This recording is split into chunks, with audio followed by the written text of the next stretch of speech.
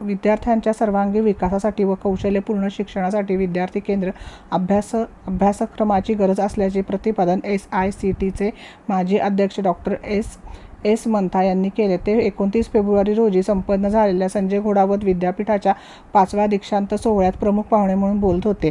ते पुढे म्हणाले की या स्पर्धात्मक युगात टिकायचे असेल तर तंत्रज्ञानातील बदलांना स्वीकारूनच पुढे जावे लागेल। विद्यार्थ्यांनी देशाला न घाबरता येणाऱ्या अडचणीला सामोरे गेले पाहिजे। शैक्षणिक संस्थांनी अध्यापन पद्धतीमध्ये बदल करायला हवा असंही ते यावेळी म्हणाले। दीक्षांत संचलनाने कार्यक्रमाची सुरुवात झाली। कुलगुरू प्रोफेसर उद्धव भोसले यांनी विद्यापीठाचे वार्षिक अहवालाचे वाचन केले। विद्यापीठातील विविध विभाग व त्याचे उपक्रम याविषयी सविस्तर माहिती दिली। तसेच विद्यापीठाच्या भविष्यकालीन योजना सुरू करण्यात येणाऱ्या नवीन अभ्यासक्रमाबद्दल सांगितले।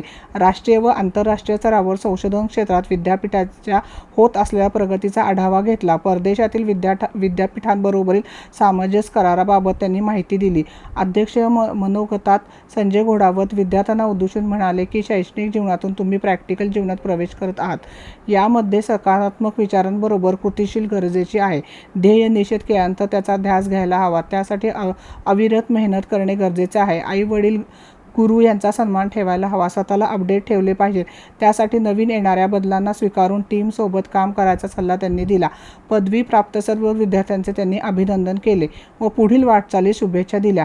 या दीक्षांत सोहळ्यात 882 विद्यार्थ्यांना पदवी प्रदान करण्यात आली। या वर्षीचा प्रेसिडेंट पुरस्कार कॉमर्स अँड मॅनेजमेंट विभागातील मुकीत मुनीर यांनी पटकावला। तसेच विद्यापीठाच्या विविध विभागातील प्रथम क्रमांक प्राप्त विद्यार्थ्यांचा सत्कार करण्यात आला।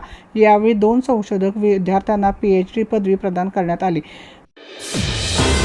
रणनीती न्यूज चॅनलला आजच सबस्क्राइब करा आणि रहा अपडेट।